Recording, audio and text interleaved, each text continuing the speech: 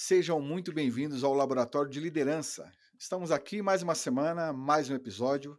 Eu, meus amigos e co-hosts, Ronaldo Miranda. Dá um alô aí, Ronaldo. Boa noite, pessoal. E o meu amigo Pedro Kipper, o cara do Flusão, que já virou uma lenda aqui. Dá um alô aí, Pedrão. Caraca, é sempre o Flusão, cara. Aí, porra. Aí já É, eleva a expectativa. Falar de Flusão, o nível aumenta, né, cara? é. Não dá para falar do Corinthians, que é o meu caso, né? Então, assim, beleza, vamos falar de outro, entendeu? Vou falar, não vai dar, deixa pra lá. Mas vamos lá, dando sequência, no último episódio a gente falou sobre planejamento estratégico. Acho que é uma época do ano que é bem peculiar para isso, né? As empresas mais organizadas já começam agora a se preparar e a fazer seu planejamento não só para o último trimestre do ano, que é super importante, né? Um trimestre de fechamento ali, de consolidação de números, etc., mas também de preparação para começar o ano de 2026 com a corda, né, assim, esticada já, com todo mundo sabendo o que tem que fazer. Então, nesse episódio, eu queria discutir com vocês planejamento de vendas.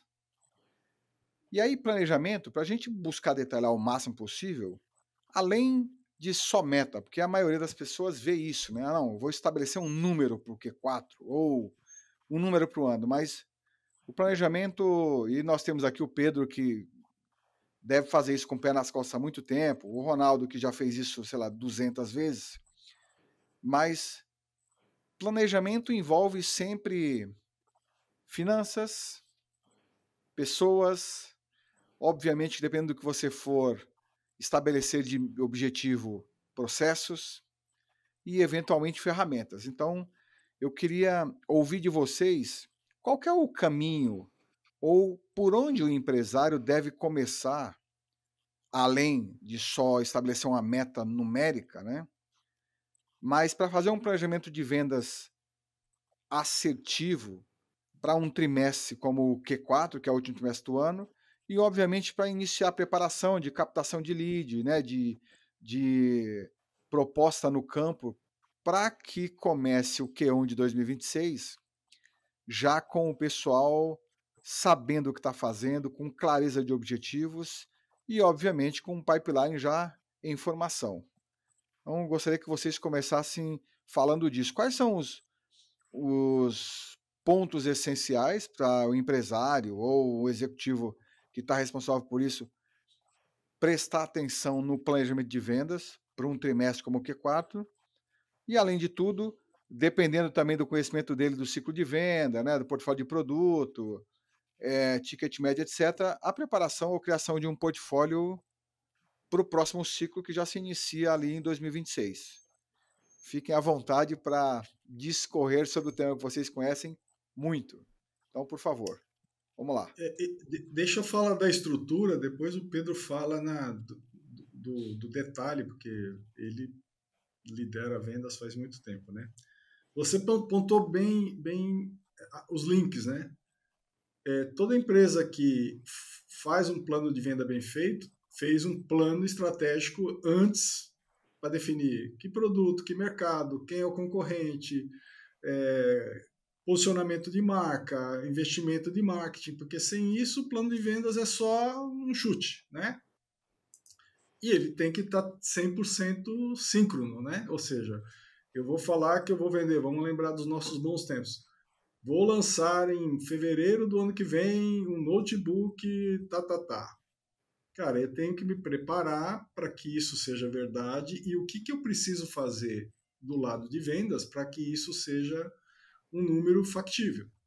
Então, o primeiro ensaio do plano de vendas geralmente sai do plano estratégico, né? Porque a gente tem que até sair da parte financeira, então você vai definir quantidade de venda, não vai chegar num detalhe granular, mas você vai ter que gerar um DRE. Para gerar um DRE, eu tenho que venda, custo, margem bruta e aí vai, né? Então, só que a complexidade de depois você sair do guide, né, da orientação do plano estratégico para virar um plano de vendas é muito sofisticada. Porque aí sim você tem que ter pessoas experientes na área de vendas, né? Então aí daqui a pouco eu deixo o Pedro falar, que vai receber aquela orientação, aquele guide e vai debater e discutir com o financeiro, com o cara de marketing, com o diretor, com o presidente da empresa, a viabilidade e que recursos são necessários, não só humanos, né? Mas você falou bem, as ferramentas. Vou introduzir uma nova ferramenta de lead, ou eu vou usar a inteligência artificial para me ajudar. Se eu fizer isso, como é que eu vou responder? Eu vou ter um SDR adequado para me responder os leads, e aí vai. Então, assim, um bom plano de vendas, ele é feito estrategicamente na base, e na prática tem que ser discutido com quem vai comandar vendas, né? Então, eu quero passar a palavra aí para o Pedro, porque esse procedimento, essa metodologia, ele já participou 500 vezes. Recebe lá o plano e ele tem que agora, putz, que cliente que eu vou, quem que vai em cada cliente, separar a equipe de vendas. Pedro, bolinha sua, brother. Então, basicamente, né, o objetivo do um planejamento de vendas é você atender ao negócio, né? Então, e aí o Ronaldo falou, a gente sempre lembrar, tem que estar lembrado aos objetivos da empresa, para onde a empresa quer chegar. Você vai linkar isso. E aí você linka com o público-alvo, com quem você quer falar, tudo isso, e você começa a montar. Basicamente, as empresas trabalham com um CRM, aí tem vários, né? Com um funil de venda. Então, o funil de venda, ele tem basicamente também duas etapas, né? Que é o do Hunter, que é vinculado a um SDR que vai fazer a prospecção de negócios, né? Então, ele vai, baseado naquilo que você definiu como seu público-alvo, etc., listar uma série de empresas, uma série de negócios, né? E aí você já tem que ter entendido o tamanho do mercado, concorrência, uma série de coisas, né? Para você dizer o quanto você vai crescer ou o quanto você vai investir. Então, esse cara, como o Hunter, ele faz um processo de qualificação das suas vendas, né? Então, você qualifica, entende, e aí você passa para um closer, né? Então, o primeiro funil de Hunter, né? Que são leads, passa para um closer, que é deals, onde ele vai lá fazer uma proposta, vai negociar, são várias etapas que você vai fazendo até você fechar, e aí você consegue mensurar, né, o seu ciclo de vida, quanto tempo você usa para fazer uma média de negócio, historicamente, e aí você começa a definir estratégias, né? Começa a entender se você tem um bom preço no mercado, se é serviço ou se é um produto, como é que está a saída desse produto por categoria, então você começa e aí usar estratégias. Vou fazer um bundle, vou fazer uma promoção, eu vou usar uma tendência do mercado, aí você usa essas características para ali dar uma mexida para atingir as metas, mas basicamente é baseado no objetivo do negócio, tamanho do mercado, eu vou definir qual é a minha participação que eu vou querer ter nisso. Então, se você é uma empresa pequena, pode ser nos seus concorrentes do bairro, se você é uma empresa média, é um concorrente do estado, se você quer ser empresa nacional, aí uma estratégia do tamanho do mercado, tem que buscar esses dados através de uma série de pesquisas, e aí você monta esse funil e você vai tentando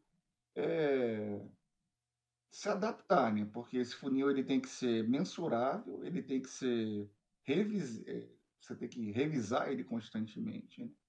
E aí você comunicar com o time, entender as necessidades e fazer as correções. Agora, qual o nível de engajamento do time de vendas? Você falou aí SDR, closer, etc. Qual o nível de informação que esse pessoal recebe? Por exemplo, é importante deixar o time a par dessas informações detalhadas, tamanho de mercado, o tamanho, assim, para fazer sentido para o cara o número que ele está recebendo de meta, por exemplo, faz sentido dizer para ele, cara, estou te dando uma meta de 10 milhões aqui, porque o nosso mercado é, sei lá, do tamanho X, a gente quer ter um NACO que é tamanho Y aqui dentro e a tua parte ficou com isso. esse nível de informação é dado para esse closer, que no final o closer é o vendedor, é o cara, o gerente da conta, certo, Pedro? Sim, certo. É um nome novo pro account manager, que é o cara que vai Isso, acompanhar, é o isso? SDR seria o hunter e o closer É, seria o que vai fazer a negociação final de levar, onde ele tem que ter um nível um pouco melhor de conhecimento do produto ou do serviço, e aí ele usa suas técnicas para fazer isso. eu, Mas respondendo a sua pergunta, PC, me, nos meus bons tempos, não tem como você compartilhar plano qualquer, e estamos falando aqui de vendas, se você não tiver uma sólida base. E sem você explicar, não precisa entrar no detalhe financeiro da história, como é que você faz preço, etc. Sem você explicar por, por que nós queremos fazer isso, a capacidade que a gente tem para fazer isso, a possibilidade que a gente tem para fazer isso, como é que a gente se posiciona no mercado, etc., fica aquelas metas que todo mundo vai falar, ah, nossa, esse cara amanheceu e me deu 10 milhões, né? Então, assim, não importa o tamanho da empresa, se esse diálogo não ocorrer, é óbvio que ao final do dia é um top-down, né? Ou seja, a direção da empresa pensou, estudou, está colocando dinheiro, investimento e uma expectativa de resultado que vai demandar vendas a fazer alguma coisa. Mas se a equipe de vendas, em conjunto com a equipe de marketing, né? Porque elas têm que trabalhar meio que sincronizadas também, não souberem por quê, e é isso que eu falei do debate.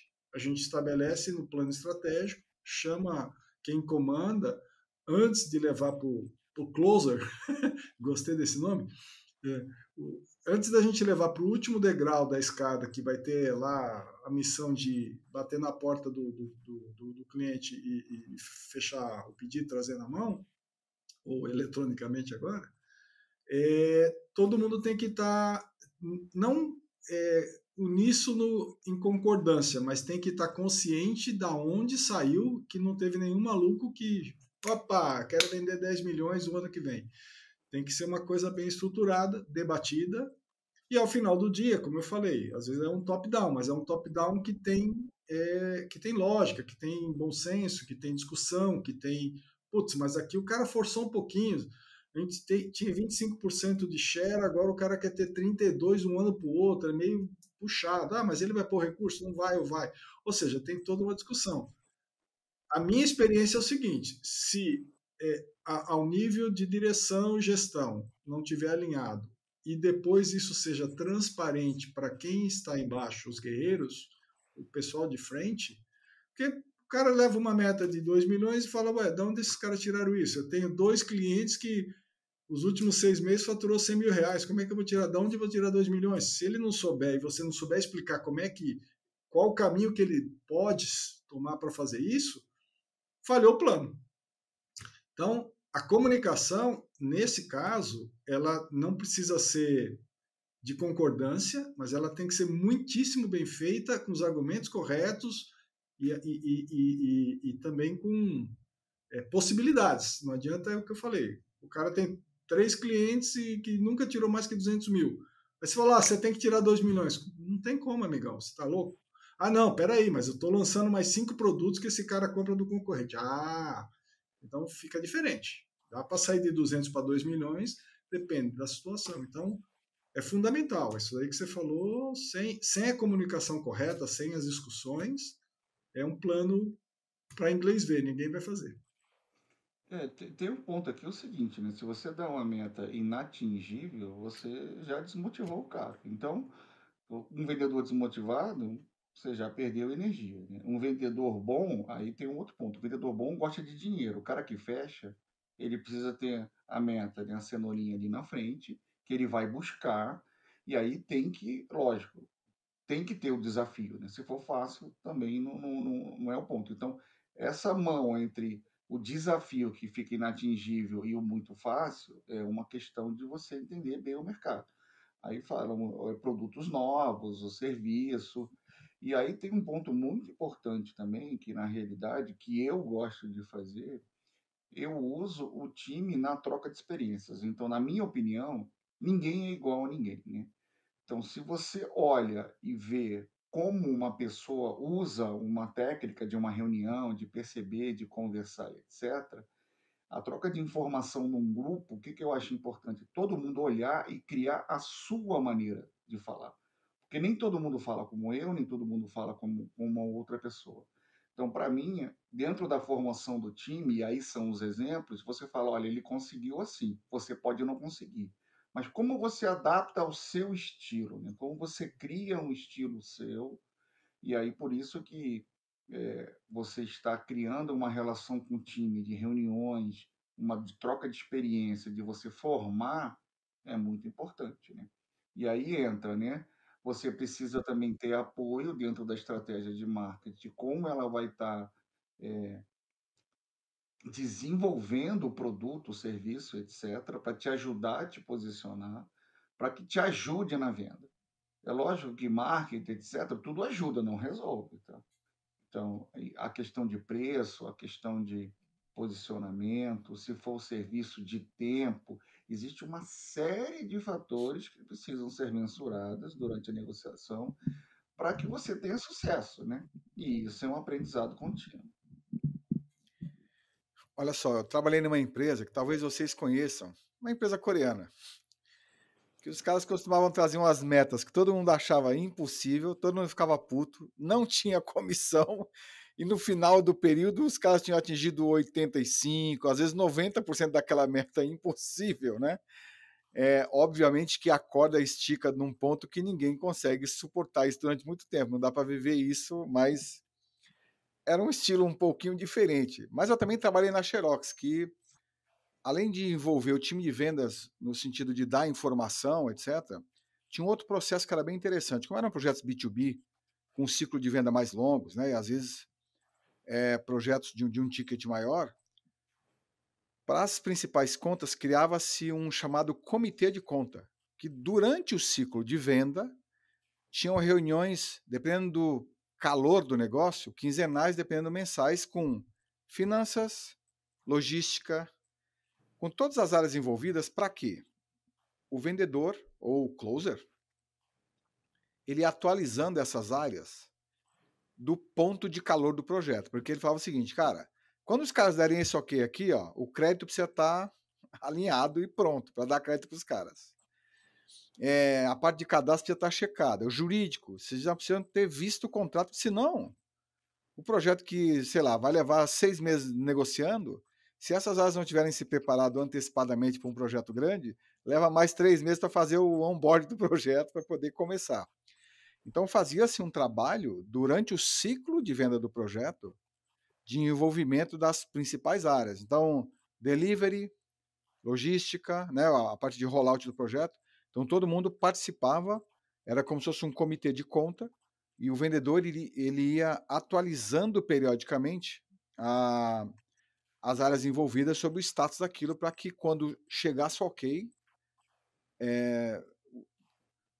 fosse o mais acelerado possível o processo. Eu acho que também é um negócio interessante para empresas B2B, que tem ciclo de venda mais longo, tem um ticket maior, porque também tem empresa B2B que é ticket baixo e é rápido, né? Às vezes o ciclo de venda é, sei lá, 30 dias, mas a implementação é 15. Não é algo complexo, mas nesse caso eram projetos mais complexos, que eu acho que também são formatos interessantes. Você acaba envolvendo toda a empresa no processo mais importante da empresa, que é a venda. Né? Não tem jeito. Sem venda, o resto da empresa vira mero espectador, né? Não tem o que fazer. Então, eu acho que também são modelos interessantes. E a questão do acompanhamento. Como é que vocês imaginam? Beleza, óbvio que vocês podem citar muitas experiências, mas assim, como é que é esse follow-up disso? Beleza, estamos chegando em setembro, terminando o Q3, cara, vou reunir o time de vendas, vamos falar das metas para o último quarto do ano, né? Vamos fazer esse planejamento de vendas aqui, olhando para os últimos 3 quartos, o que deu certo, o que não deu tão certo. o que a gente superou, o que a gente tem que recuperar e qual o pace desse follow-up, com que nível de detalhe, é one-to-one, é com a equipe, é semanal, como é que vocês recomendam esse processo? Do ponto de vista de alta gestão, o acompanhamento com a equipe, os diretores ou os responsáveis, gerentes que são líderes, a minha metodologia era semanal. Toda segunda-feira tinha reunião para a gente fazer um, um update do que está acontecendo. Isso para a gente olhar o mês e como é que está indo. Para a gente revisar o quarter, a gente tinha reuniões extras, que não era essa de segunda-feira, para a gente ver, né, ó, fechou o mês 1 do trimestre, como é que tá? Olha, agora estamos devendo ou estamos sobrando? Como é que tá? E para preparar o próximo quarto. Geralmente, quando você tem um plano anual e a empresa é séria, a gente não fica brincando de mudar o plano, né? Exceto se acontecer uma catástrofe. Putz, baixou a Covid ou explodiu o dólar, sei lá, tem coisas que são espetaculares. Se o mundo está virando dentro do que você planejou no seu planejamento estratégico, não tem por que você ficar mudando, nem para baixo nem para cima.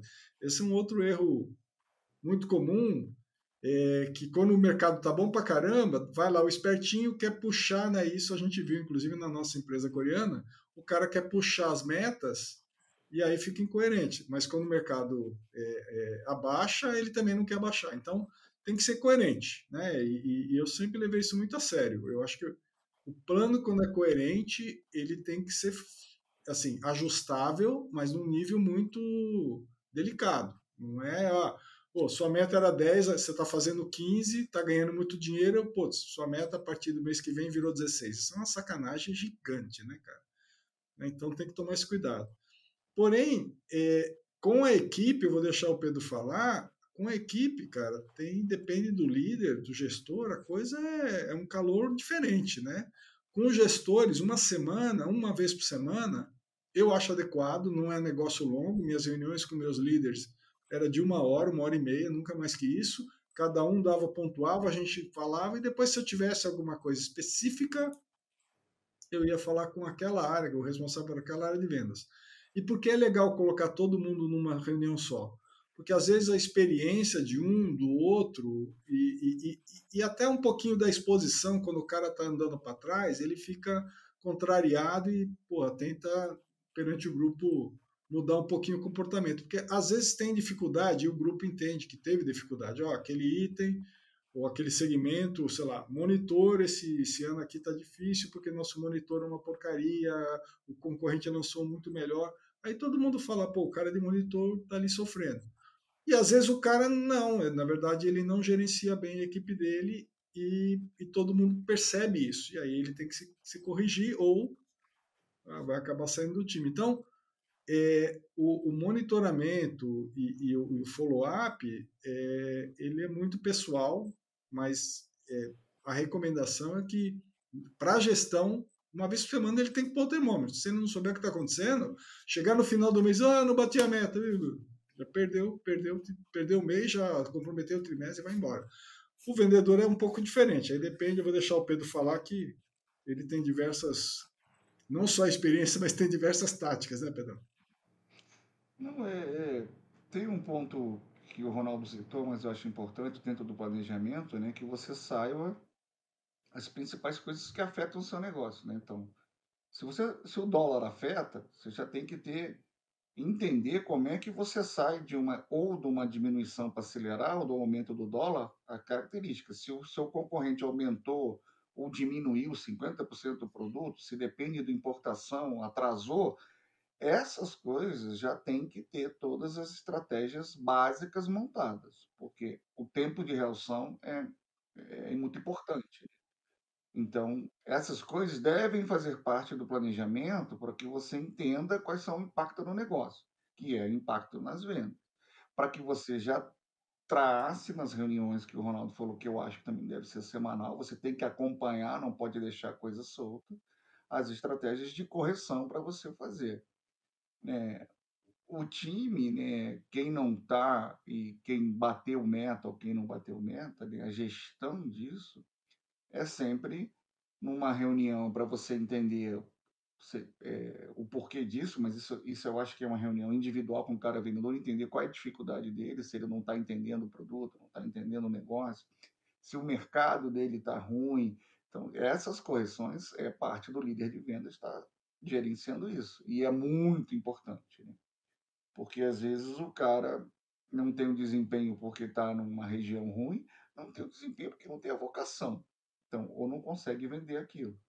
E aí entra em alguns pontos importantes, né? O vendedor bom, ele gosta de dinheiro. Se ele não está ganhando dinheiro, provavelmente ele não é um vendedor tão qualificado ou ele está na profissão errada, né? Então, a diferencial é você fazer ele entender como ele pode ganhar dinheiro e como ele pode pegar as oportunidades. Isso é uma coisa que um vendedor que tem mais características vai. Então, às vezes você paga pouco para um vendedor e você não tem o rendimento dele. Porque, para mim, eu vejo que os grandes vendedores, eles têm que ter uma possibilidade de ganhar dinheiro grande. E aí você desenvolve ele. Se você pega um cara que não tem essa característica, às vezes ele pode ser um cara legal, mas se não está desempenhando, é uma coisa que tem que ver se tem como corrigir ou se ele não tem aquela vocação. Pedrão, duas coisas aqui. Eu entendi o recado do Ronaldo foi meta é meta, uma vez estabelecido, só se houver uma catástrofe que a gente ou recua ou, né, assim, a meta está colocada, mas é muito alto, cara. Isso é o que temos, né? O Tem que ser segundo coerente, ponto, né? Pedro, o que não ficou claro para mim é na tua visão, o pace de acompanhamento é com qual periodicidade? Não, eu falei semanal. Eu Semanal, faço tá. semanal. É semanal, onde eu tenho na minha reunião semanal, eu discuto o que precisa ser feito para eu atingir a meta daquele trimestre. Então, toda reunião tem uma rota de correção para ver o que está sendo feito. Ora, então, se você for dividir basicamente em 12 semanas, né, um trimestre, qual é a minha meta daquela semana? Eu não vou deixar para fazer tudo no sprint nas últimas 2, 3 semanas. Ah, o cara está guardando pedido, não está? É ali que eu vou entender o termômetro. Faz o batimento de mercado, faz o batimento de concorrência, faz o batimento das expectativas. Então, você vai fazendo as correções.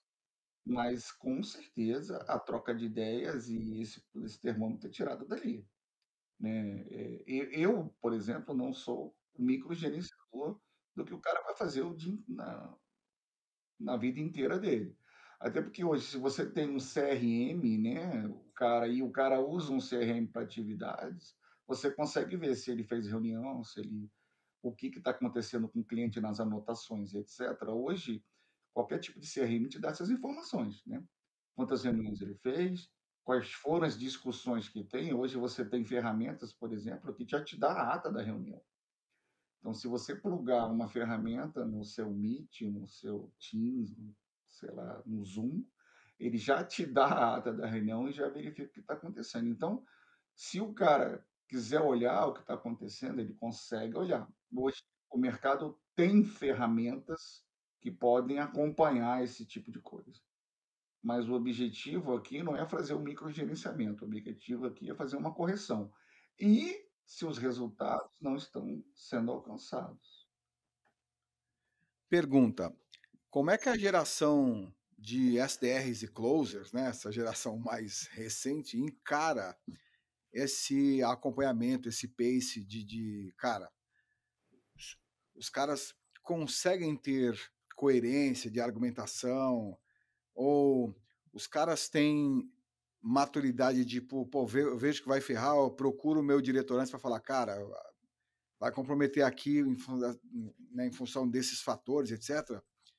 Como que você enxerga isso? E um segundo ponto para vocês a minha percepção é de que essa geração mais de agora, que é muito baseado no uso de CRM, se tornou mais um follow-up de lead do que um processo de vendedor mesmo. Como é que vocês enxergam isso? A minha visão está equivocada ou... O que eu quero dizer é o seguinte, o vendedor, a maioria pelo menos, né, o que eu enxergo, se disser para o cara, ó, você vai ter que buscar e fazer uma carteira, o cara se perde. Porque tá todo mundo habituado com as agências gerando lead, né, sei lá, via LinkedIn, não sei o quê, e mandando uma lista e o cara vai fazer follow-up em cima daquela lista. Eu queria ouvir de vocês aí os dois. Primeiro, como é que essa geração encara esse acompanhamento de perto, e o segundo, se o perfil dessa geração, óbvio que tem exceções sempre, mas é um perfil mais de follow-up só, é um perfil que dá para trabalhar e ser mais assertivo. Aí vai muito do grau de maturidade do seu time. Então, na realidade, vendedores mais experientes, então, se você pegar vendedores de uma Microsoft, de um Google, de uma AWS, etc., eles têm um nível de maturidade muito maior, né? Então, eles conseguem passar informações mais profundas. Se você tem um nível de time que aí, por questões financeiras, você paga menos e você está formando essas pessoas, aí quando você tem um grau de formação da juventude, aí você falou todos esses seus problemas. O cara não sabe, né? O cara tem dificuldade de falar como é que faz, ou o cara é muito brincalhão, não sabe pegar a informação. Aí cabe ao gestor, se isso for uma coisa que a empresa não pode pagar, cabe à empresa ter uma pessoa que consiga qualificar esses profissionais e desenvolver. O desenvolvimento numa área comercial não tem um curso, cara. Não tem eu vou fazer um curso de vendas. Na minha humilde opinião, eu acho que por que, que eu tenho uma experiência melhor do que os outros? Porque eu já errei muito mais. Porque eu já fiz muita cagada. Então, eu consigo encurtar os caminhos, porque muita coisa eu sei que não dá certo. Então, como você passar isso para o seu time e ajudá-los a se desenvolver é um valor muito importante se você está na formação desse profissional. Então, depende dessa maturidade, né? Então, de novo, profissionais melhores nem sempre cabem no bolso das empresas, principalmente as empresas SMB que está pegando, porque o cara exige um grau de ganho muito maior. Então, aí cabe você a formar esse profissional. Aí você tem que ter uma pessoa que tenha experiência para desenvolver isso para o cara, porque senão você não consegue. Você não consegue fazer o cara sair do step A para B para C e conseguir aquele resultado. E não é uma coisa fácil, porque aí tem todos os problemas que a gente já falou do grau como as pessoas veem o trabalho hoje, né? É. As pessoas hoje têm dificuldade de conversar, têm dificuldade de desenvolver um papo. Não é uma coisa que faz parte do dia a dia das pessoas. Então tem que ter uma aptidão, tem que ter uma vontade de aprender. Eu, por exemplo, queria ser programador, nunca fiz um programa na vida. Alguém chegou para mim e falou: "Cara, desiste dessa ideia, cara, que não dá para você". E eu desenvolvi uma habilidade de vendas que eu nunca imaginei que teria. Mas eu desenvolvi errando, fazendo, tal. Hoje eu adoro, mas não é uma coisa que encaixa para todo mundo. Então, entender e desenvolver faz parte do processo.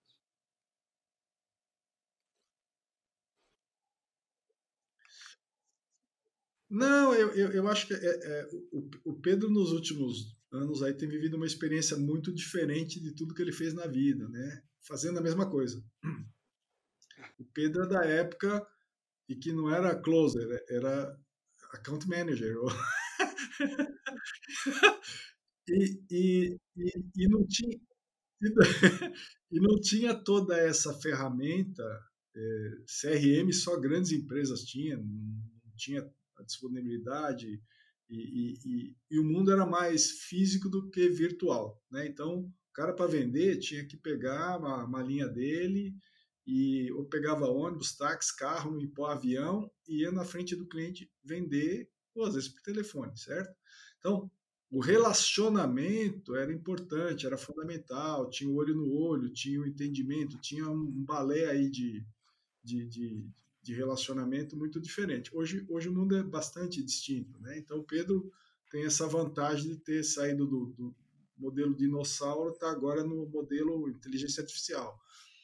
Mas uma coisa não mudou, né? A gente depende de pessoas. né? E o Pedro pontuou muito bem pontuado que, dependendo da sua capacidade financeira ou de atratividade para contratar os talentos, o sucesso da sua execução vai ser diferente, né?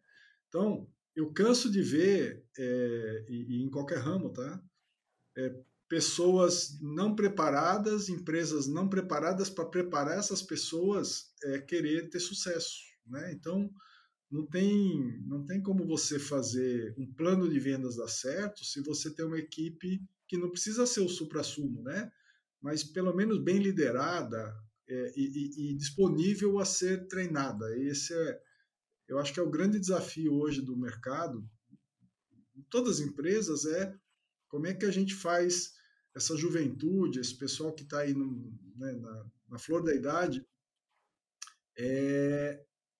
ter tesão de aprender e querer aprender de verdade. E o que o Pedro falou vai acontecer, vai ter 20 vendedores e 5 vai falar, putz, eu não quero ser vendedor, essa vida não é para mim. Da mesma forma que ele não quis ser, né, a programação não é para mim e acabou no viés de venda. Eu, por exemplo, liderei equipes de vendas a minha vida inteira quase, mas eu não me considero um bom vendedor. Eu me considero um bom gestor, mas eu não sou. Se tiver uma negociação que vou eu e o Pedro vender qualquer coisa, o Pedro vai dar de 10-0 em mim, porque ele tem essa habilidade, e é uma coisa quase que intrínseca dele. Eu não, eu fiz 500 cursos de técnica de venda, sei negociar, etc., mas não sou um closer. Eu sou um cara que, com bons argumentos, consigo fazer a minha cota, vamos falar assim, né?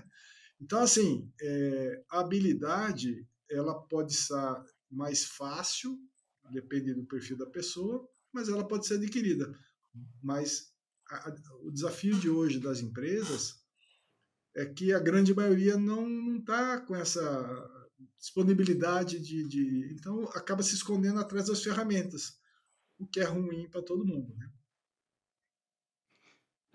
Um outro ponto, preciso só fazer um complemento que o Ronaldo falou, é que dentro de métricas, a gente não pode ter sonhos, percepções, né?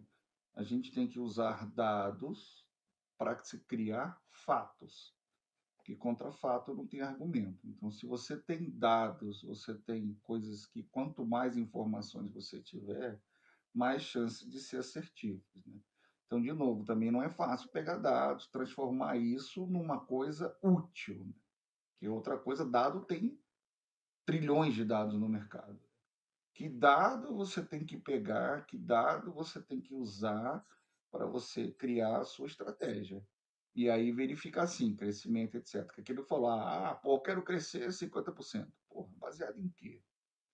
Então, aí você dando um dado, você quebra e você motiva as pessoas, porque esse argumento não tem como falar, cara, o mercado vai crescer 50%.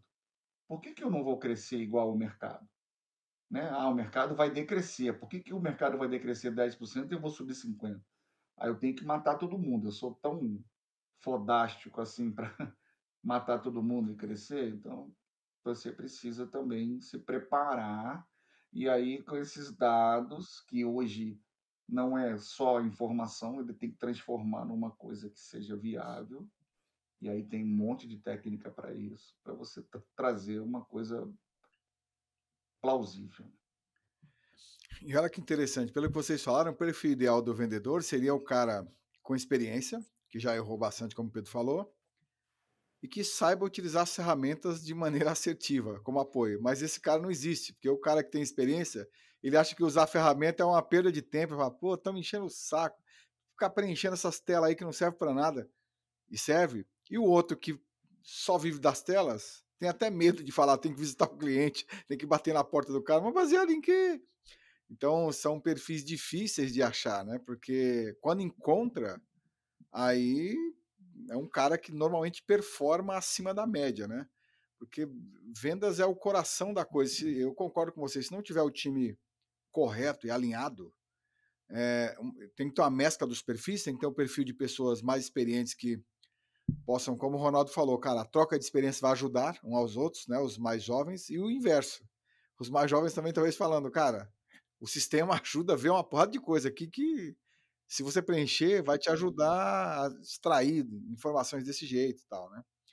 Mas eu concordo que hoje, até em função dos volumes de tudo, sem dados, né, sem esse trabalho mais apurado de informação, você corre o risco de desperdiçar muita energia, muito tempo e não atingir os resultados mesmo assim, né? O time se sentir desgastado porque, pô, tô trabalhando e de repente eu tô indo num monte de conta aqui que não é demanda, não tem demanda porque eu tô vendendo, porque me nomearam umas contas aqui que eu vou lá e hoje realmente o nível de informação nesse sentido está muito mais fácil de achar e lidar, né? E aí, para a Ah, gente encerrar, antes, não, não, só aí, para fazer um comentáriozinho aqui rápido, mas, por exemplo, no caso que você falou desse profissional que não, que saiba falar e que não saiba do processo, eu, por exemplo, na empresa, uso uma pessoa para fazer o back-office, porque eu tenho uma quantidade de reuniões e informações tão grande que o cara perde tempo fazendo um monte de processos burocráticos e não consegue entrar em tantas reuniões como ele gostaria. Então, aí você usa outros artifícios. Eu tenho uma pessoa que faz o back-office de um processo lá. Por quê? Porque ele é mais importante fazendo outras coisas. Então, tem como adaptar você, o time, de usar outros profissionais para complementar essas deficiências. Desculpa te interromper. não, eu acho que assim, você falou do back-office, eu ia inserir o seguinte, pô, vocês enxergam as AIs hoje ajudando isso de alguma forma, porque obviamente que poucas empresas ainda têm um nível de profundidade muito raso, né? A maioria das empresas tem um nível de profundidade muito raso com relação os agentes de AI, que assim, tem avançado absurdamente. Eu discuti com um cara um case hoje de um super agente que ele dá uma instrução por voz. E o agente aciona 4 outros master agentes que geram um processo que pode já sair. Imagina que eu posso falar com ele sobre uma conta específica e ele vai me gerar não só uma estratégia de abordagem naquela conta, mas uma apresentação já, alguma coisa assim. E aí a pergunta era se não só se ajuda, mas se vocês entendem que os times têm maturidade e conhecimento para usar isso ou não, só usam AI para fazer pergunta. Eu brinco que eu falo o seguinte, né? A maioria das pessoas, se eu colocar um executivo super importante num grupo de pessoas, na maioria dos que eu conheço, se eu trouxesse o cara fundador da Starbucks, os caras devem ficar perguntando para ele como que é o dia de um CEO, que não sabe nem o que perguntar. E eu vejo a maioria das pessoas usando a AI exatamente para isso, para perguntar como que é o dia de um CEO, ou seja, perguntas que, cara, qual a importância disso, né? Eu queria ouvir só um pouco de vocês isso para a gente fechar aqui com chave de ouro. Eu vou voltar um step para trás aí, antes da AI estar tão a flor da natureza como está hoje, as empresas investiam num negócio chamado BI, né? Troca o A pelo B, que é Business Intelligence. E eu presenciei empresas investindo e gastando muitíssimo dinheiro com BI e não sabia usar as informações que saíam de lá. A inteligência artificial, na minha opinião, continua muitíssimo mais potente que um BI, muitíssimo mais potente, só que ela continua super inutilizada no contexto. Então, o que você mencionou é verdade. Se eu sou um bom vendedor e eu tenho a conta X, eu consigo extrair, e me permitem, lógico, né, tem que ter essa abertura, eu consigo usar a ferramenta para extrair os dados que eu preciso e, eventualmente, até qual a melhor estratégia baseado nos últimos 3 meses, 3 anos, o posicionamento desse cara no mercado, etc.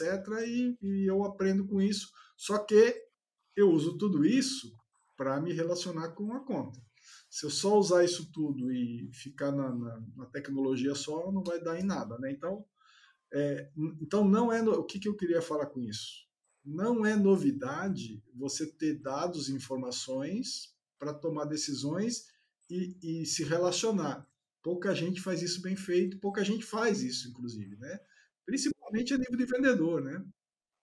E se vocês lembrarem, na nossa jornada Samsung, a gente tinha lá ferramentas que nos davam informação espetacular, que pouca gente sabia usar ou usava da forma correta, né?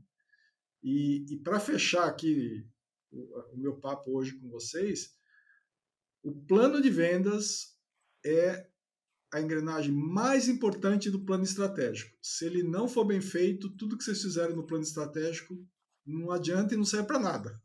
Então, esse é um tema que todo mundo tem que levar muito mais sério do que leva. Às vezes o cara faz totalmente nas coxas um plano de vendas e aí arruinou todo o trabalho do plano estratégico. O plano de vendas é by far o mais importante do plano estratégico. Se você não vender, não vai atingir nada, não precisa de logística, não precisa de financeiro, de crédito, de marketing, de administração, de recepcionista, pode fechar a empresa. Só que tem que estar todo coerente, né? Você sai de lá, desenha o mercado, faz o plano de vendas. Então, a escada do plano de vendas é extremamente crítica. Minha contribuição por hoje, gente. Eu vou passar a bola para o Pedro Henrique. Você falou de agente, né? Eu vou te dar, para finalizar, uma coisa muito louca, né? O que eu estou desenvolvendo? Né? Eu te falei que na reunião eu já tenho um agente que gera uma ata. Em cima dessa ata, eu tenho uma série de, acho que quase 10 perguntas que, se o vendedor conseguir obter essas perguntas na reunião, eu consigo entender o grau de maturidade daquele negócio. Então, eu consigo prever o tempo de fechamento dele. E, com todas as perguntas que eu faço, eu consigo gerar uma proposta e um cálculo de esforço automático. Aí você vai perguntar, porra, eu vou precisar de vendedor? Eu acho que nada substitui o ser humano. Mas você falou de tempo de trabalho. Cara, eu simplesmente resumi a vida do cara a ele olhar a proposta para ver se ela está coerente. Então, eu imagino que eu vou dar produtividade para ele. Eu nunca imaginei tirar o trabalho do cara, porque, e apesar de toda essa tecnologia, ele precisa conseguir extrair esses dados para gerar essas informações. Mas esses agentes que você falou hoje, eles vão conseguir me dar, a gente já está num processo de maturidade legal disso, tudo o que eu preciso. E daqui a pouco vai ser cada vez mais, porque você sabe que essa ferramenta ela vai se alimentando e vai se aperfeiçoando, né? Ela vai, como você fala, treinar a AI, né? Então você vai treinando e vai conseguindo mais coisas. Mas isso é possível. Mas para mim nada vai substituir o talento do cara. Essa conversa que eu tive hoje é de um super agente que cria agentes. Através de um áudio, ele cria um agente que faz, entendeu? As coisas estão avançando dessa forma. Acho que é muito legal. Mas eu também concordo, Pedro, que não substitui. O que eu acho é que esse cara que atendia, sei lá, 5 clientes, 8 clientes, com esse nível de suporte e automação, ele passa a atender 25, sei lá, né, um número maior com o mesmo grau de eficiência ou talvez até mais. Eu acho que é muito mais isso. É muito mais eu aumentar o volume de produção qualitativo, né, desse profissional do que simplesmente substituí-lo. Eu também não acho que substitui não, mas o pessoal gosta de pregar o apocalipse para tudo. Eu acho que, de novo, os profissionais que são substituíveis serão substituídos. Sem sombra de dúvida, independente da AI. Né? Aqueles profissionais que fazem o básico e obrigatório vão ser substituídos eventualmente. Então é isso, meus amigos. Discutimos aqui um tema que eu acho que é super importante. Planejamento, para mim, é essencial. Planejamento aliado a uma execução, né, assertiva é igual a resultados assertivos, né? Então, eu acho que fundamental. Obrigado pelo nível de detalhamento que vocês deram aqui. Eu acho que isso ajuda muita gente que assiste a entender melhor isso. Pô, será que eu estou fazendo o processo correto? Será que o que estão me falando que é planejamento? Né? O formato de acompanhamento que eu estou fazendo é o ideal? Eu acho que vocês aqui deram dicas muito boas para que um empresário, um executivo mesmo que está comandando, às vezes tem gente que começou, está com um desafio grande, ou começou o negócio e cresceu e, pô, agora eu quero organizar. Eu acho que as dicas aqui ajudaram bastante a entender como fazer um planejamento, como se preparar para ele e mais como fazer acompanhamento para que isso aconteça como planejado. Então, mais uma vez, muito obrigado por mais esse episódio. Nos vemos aqui no mesmo bate-horário, no mesmo bate-local na próxima semana. Um abraço e nos vemos na próxima semana.